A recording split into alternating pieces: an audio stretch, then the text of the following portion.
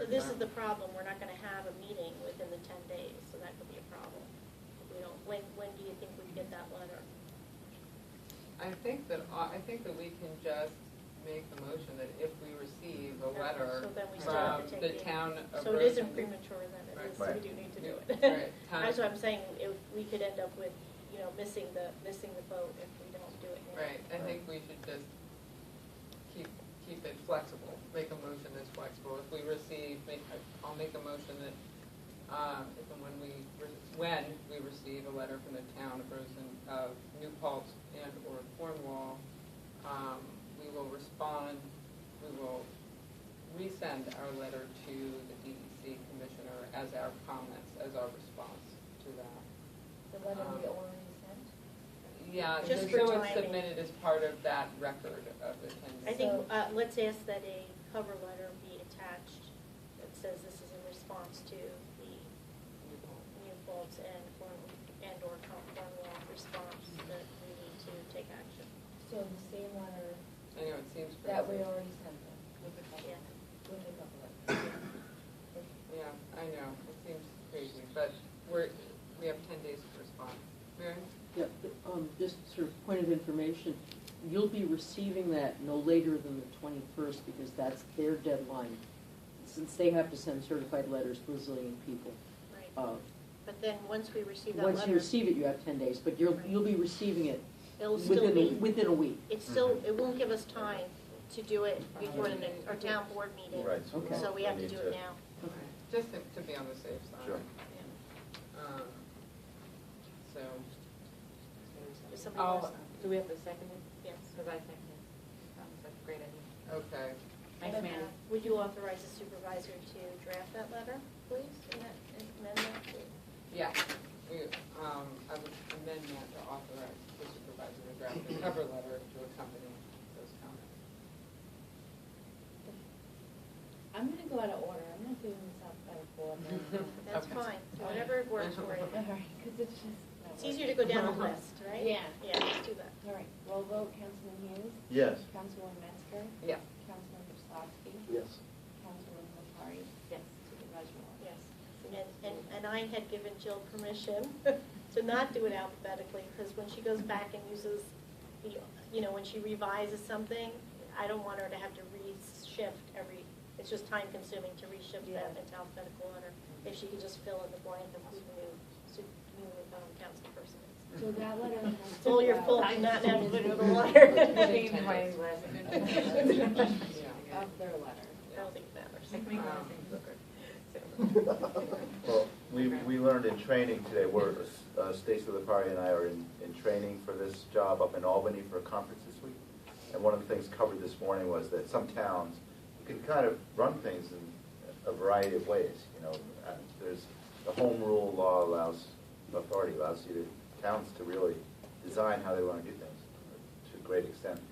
And some towns will rotate the order of voting so that it's not always the same person having the last vote. So it's just what We're some not doing towns that do. because I want to be That may be very well the reason why we need to do it. Yes, it's exhilarating training. Right. All right. The town of Rosendale has always done it that the vacated seat is taken by the next person. That's Right, always been yeah. the tradition that, when somebody leaves, you take the seat of the Take person place. that left. So that's why everybody is where they are. Right? Yeah, we get really comfortable in our seats. So I just want to mention that next Thursday, the 21st, there is a webinar, 101, if you're interested in finding out just basic information about this project. It's being organized by Riverkeeper, and it is it's from 7 p.m. to 9 p.m., and you can go to their website and sign up for it. I'm one of the presenters of information. Could you please send me an email on that? And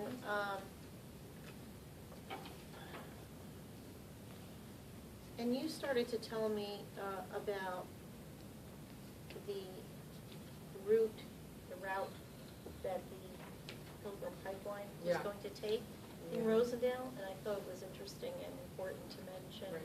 the impact to the bridge, especially. We got a copy of the draft environmental impact statement that the company supplied to the Thruway Authority. And you can actually, Pilgrim Pipeline Company has all of those documents filed they're on their website, so you can actually go there and look it up yourself.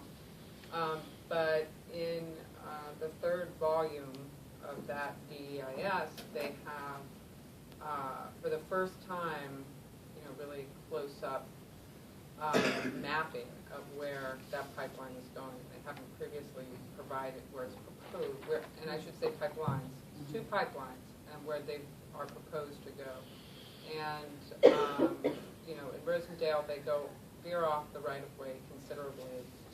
But even the right-of-way is still on land that could be your backyard, but it's the throughway right-of-way. So even when it's within the right-of-way, land that you think is your backyard, that's, and they're putting it at the outer edge. But anyway, it's planned to go right under Perrines Bridge, which is the second oldest bridge in the state, pedestrian bridge in the state. So it's, I think that's going to be a hurdle to get through, get that piece through.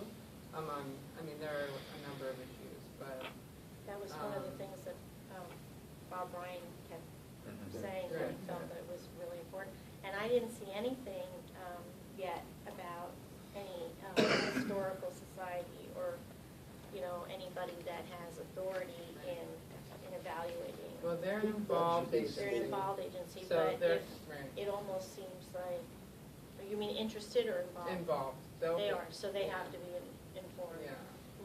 Here you have yeah. So I didn't Right. see anything where something went to them. We didn't send letters to them. They go to parks, Office that of should be Parks. covered by SHPO. Yeah. Historic Yeah. Preservation Office. I can't, that list was so long, but, so what the town, the next step of the environmental review, once this lead agency question is decided, is the scoping process, and there is a public hearing on that, at least one, hopefully more, but a minimum of one. And the scoping is where they decide what impacts have to be evaluated. And it's really important for our communities to bring to the attention of the lead agencies what are the important historical, environmental, water, recreational, all of our resources, farmland, whatever it is, to identify those resources as part of the scope that have to be looked at. So that's the next stage. It's a very important stage, and we'll let you know when that public hearing is. That's I have a question on your committee reports. How does one find out about all the good stuff happening at the youth center? Is it posted online, or is there a website? Yeah, so they have a newsletter. So if one way to find out is to get on their mailing list, and if you contact Ernest, You mean their email? Okay. I didn't say that, mailing list. I think they also have a Facebook page. They have a Facebook page. Oh, good. But Okay. I tend to get the information via email. It's probably the fastest thing though is Facebook. Yeah. All right, good. Now And- you don't have to wait for something, just check and see. True. What is Snapology that they do there? It's Legos. Oh, Legos. Yeah, it's like a Lego program. And- One thing I forgot to say, at the youth center, next week will be the Friends of the Rosendale Library scholarship for high school seniors. And that's also at the library, and we have raised it to $800. So it's significant, and it will also be at the youth center by next week. It'll be at the library, and it'll be at every high school. We serve 4 high schools, Fantastic. so they all get it. Last year, Kingston High School was the recipient of the young woman.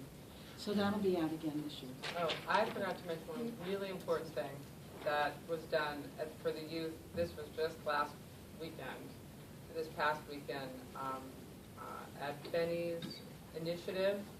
The commission had a staff appreciation lunch and for the youth center staff, and cooked them lunch, and it was a really lovely event. And they appreciated recognized. So thank you, Barbara, for your help with that. Did you do the cooking, Barbara? Benny made the lasagna. She helped with the lasagna. Yeah. Okay, let's do the financial report. But I made those cookies, so you should put all Oh, that on. thank you, Barbara. Barbara made a cookie. Susan Bye. Okay. In the general fund, $338,433.20. Highway, $331,656.26. Capital Highway, $32,327.12. Capital, $70,224.25. Rec sub, $6,420.89. Capital Rec, $792.10. Lighting, $2,227.48.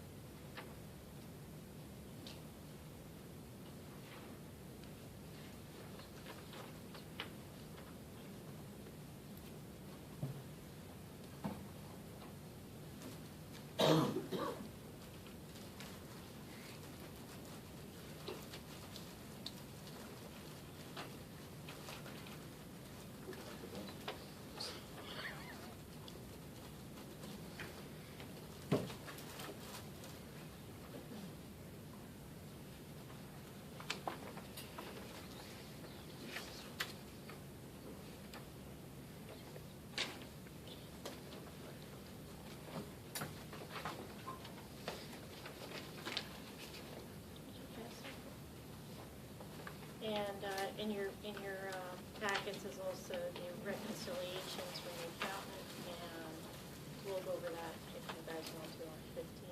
Okay. But did we do a motion to have the meeting? Okay. I'm gonna make a motion to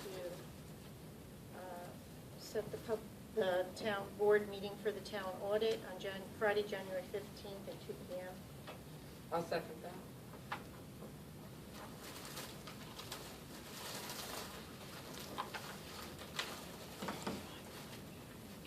We'll vote, Councilman Hughes, Yes. Councilman Metzger, Yes. Councilman Kozlowski, Yes. Councilwoman McCarty, Yes. Supervisor Walsh. Yes. So as everyone knows, our building manager has been promoted to town justice. So I'd like to make a motion to appoint Stephen Christiana as building manager at $15.70 per hour for no more than 20 hours per week. I second that. He is a highly qualified building manager, Yeah. yes, and really is a great guy for the job. You Of you this two building. interviewed Along Yeah, with A bunch of people. and Mike Warren. Mike Warren and Carl. We'll vote, Councilman Hughes, Yes. Councilwoman Metzger, Yes. Councilman Kozlowski, Yes. Councilwoman McCarty, Yes. Supervisor Walsh. Yes. I do want to say it was a tough decision. We had a lot of good candidates. Really good candidate. How many yeah. people applied? I think we had six or seven, something like that. Wow. That's great. Thank you, Barbara. That's delicious. And I'd like to make a motion to accept the resignation of Matthew Van Buren. Wish him luck in his new venture is going to college. We're sorry to lose him. Hopefully he'll decide to come back for camp.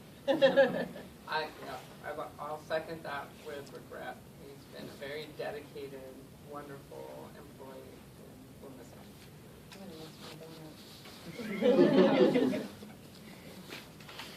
Roll vote, Councilman Hayes, Yes. Councilman Metzger, Yeah. Councilman Krasowski, Yes. Councilman Nattari, Yes. Supervisor Walsh. Yes. Can I just exclude my-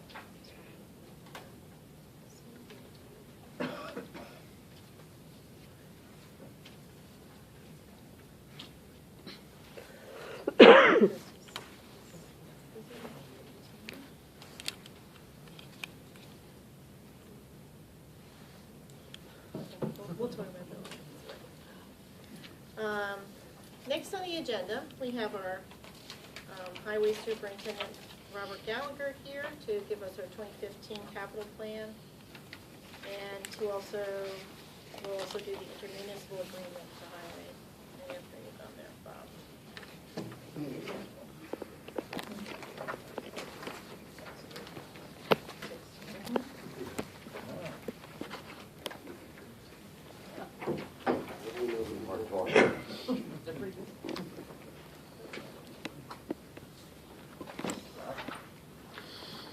Where's mine? Where's earlier?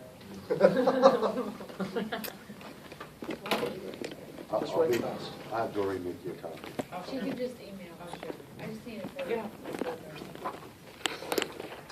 All right, basically, you should have a copy of a 284 agreement in your folder.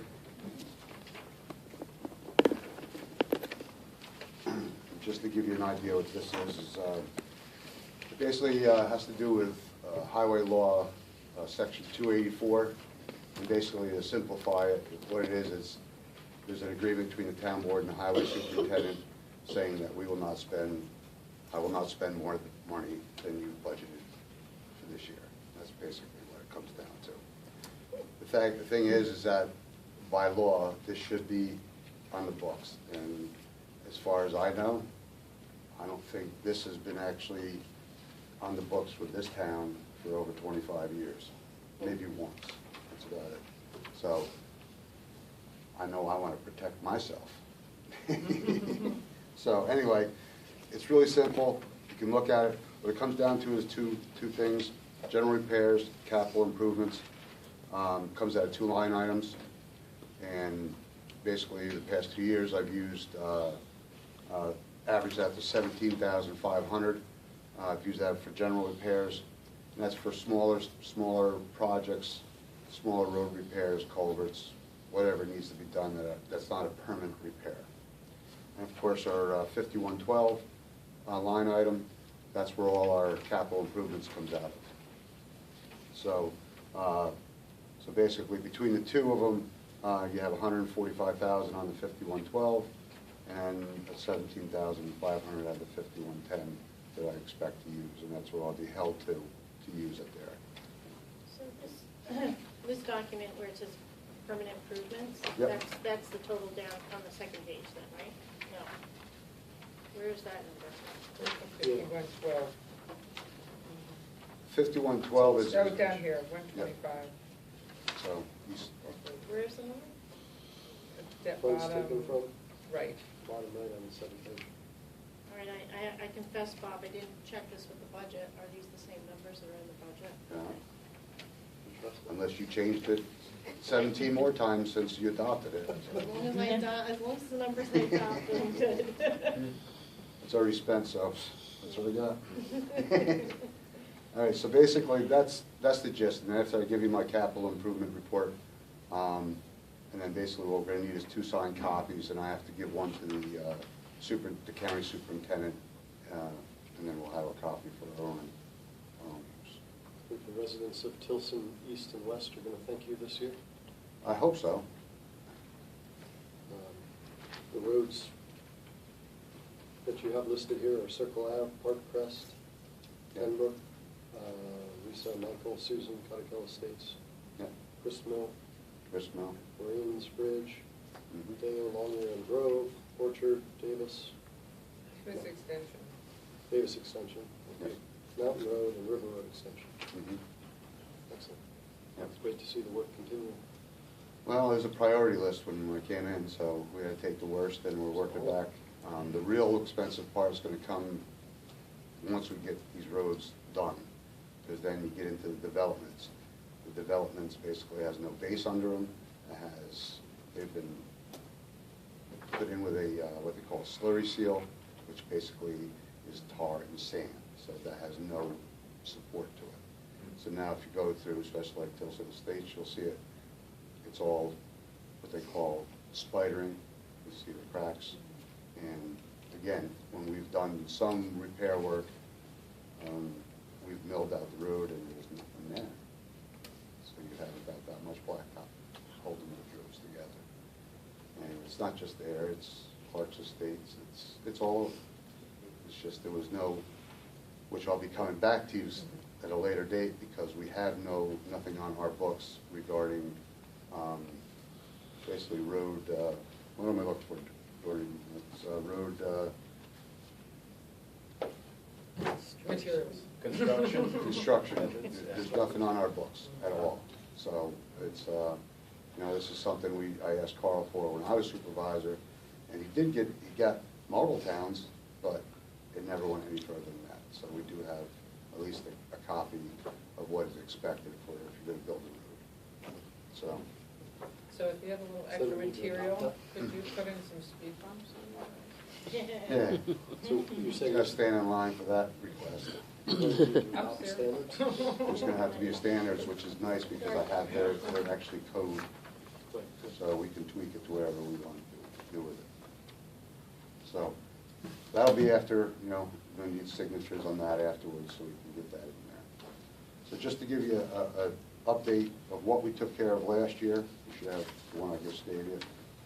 The 2015 capital work, basically under your capital improvements, CHIPS, which we get reimbursed. We have a budget through that where we submitted for approximately $80,000. It's $79,000 and change, whatever it is. So what we do is that whatever roads repair under capital, we submit that to the state. They reimburse the town that amount of money. Did that go up? Huh? Did that go up? Well, the past 2 years it went up because of the extreme weather. Weather. I don't think it's gonna happen this year. Yeah. So I think we're stuck with the 79,000.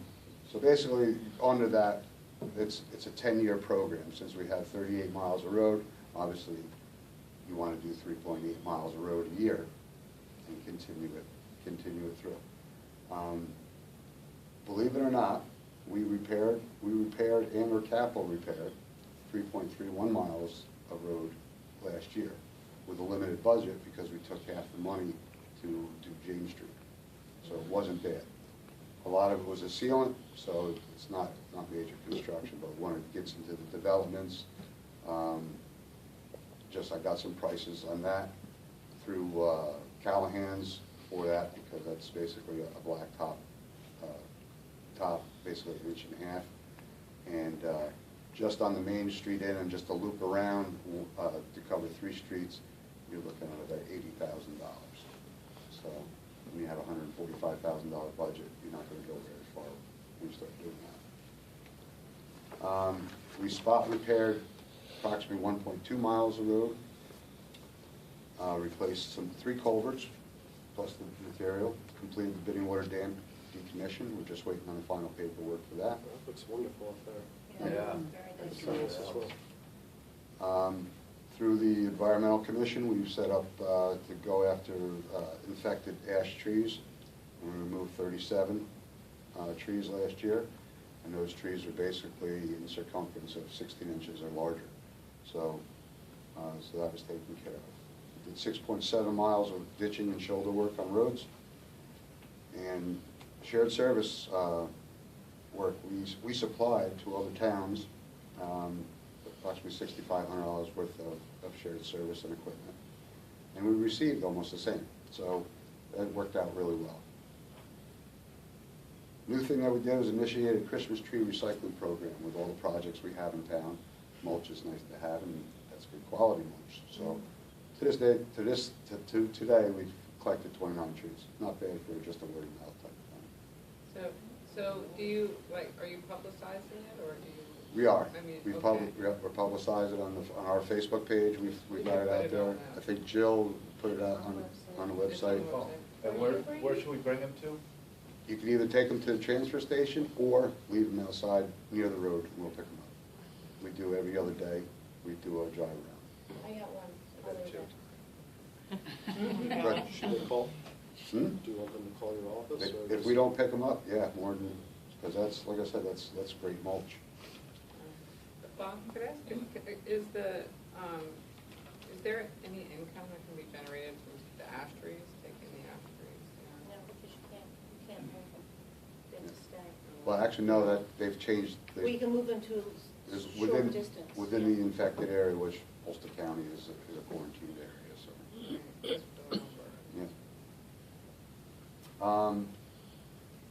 We assisted the rail trail maintenance per our town contract.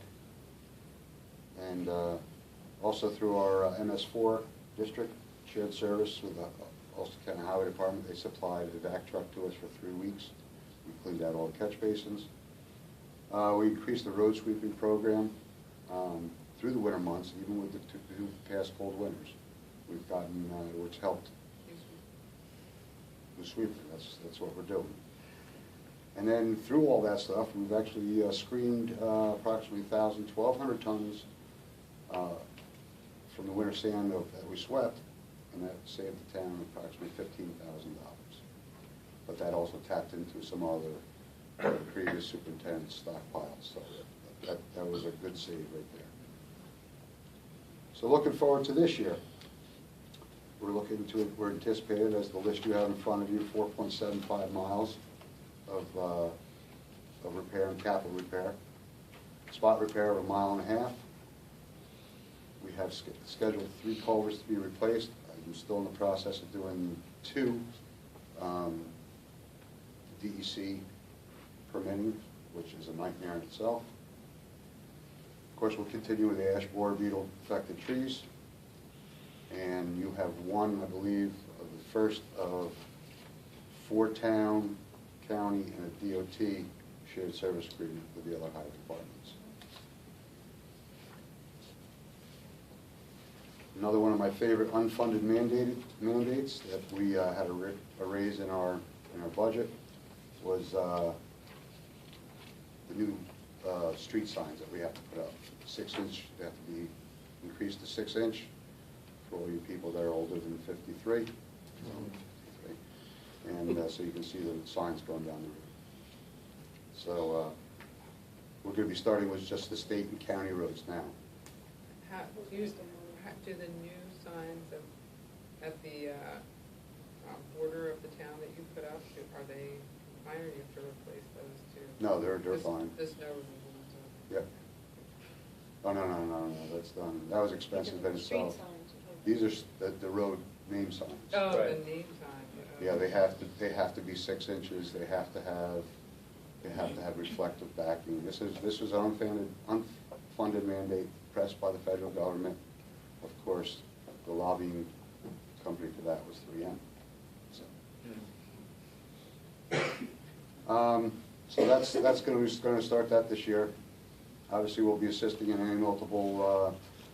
any of one of the multiple projects that are going in the town, and we'll be continuing all of our other maintenance programs that we have there too.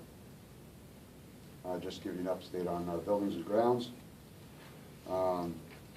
This does not include the many other responsibilities that fall under our building and grounds department: plumbing, heating, carpentry, electrical, yada, yada, yada.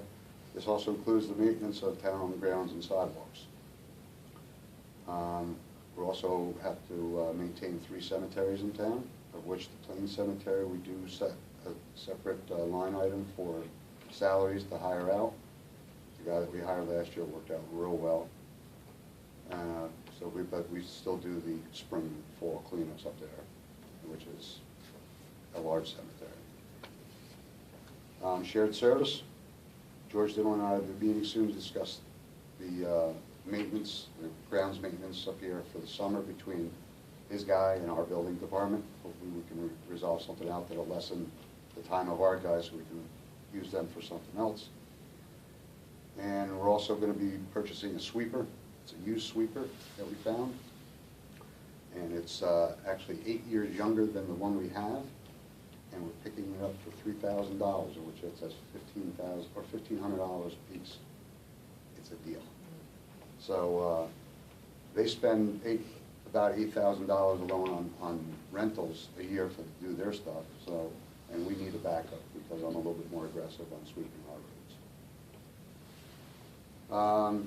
And plus, in the past few years, Marltown and Rosendale have shared over $15,000 alone in shared services and equipment. Moving forward into our capital equipment, as long as all the numbers work out as far as our capital reserves, after the audit, we should get back in early April, find out what we have in our capital.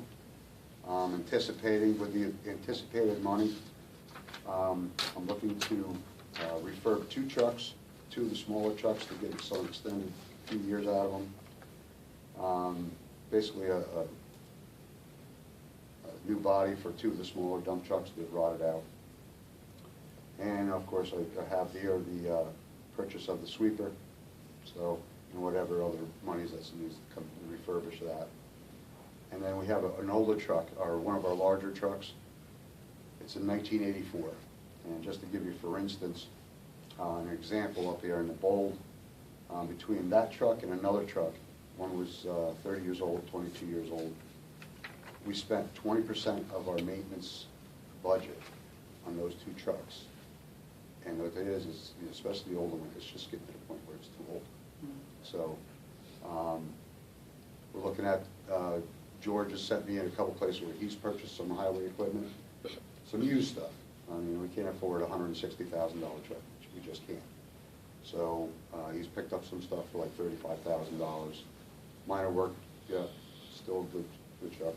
It's a lot better than spending the money on old stuff. Plus we'd sell that and get some money out of that. We are gonna transfer 10,000 into your capital reserves tonight. Yep, so, and then, you know, wherever magic can be put, go for it. So that's pretty much it. It's not a big punch list like it was last year as far as what we got. But, you know, this is stuff that's gonna be needed to extend the life for our current equipment. We did put a lot of stuff up there that we sold through Auctions International, and we got $21,000 out of that. So, and we've duplicated use of some other equipment, so it's instead of having single equipment. So, didn't get the exact figure that we saved on the insurance, but I would imagine it's quite a bit from last year. So that's pretty much my capital report. I do have 3 things at the bottom of that sheet that are pet peeves of mine that I need to bring to the town board's attention.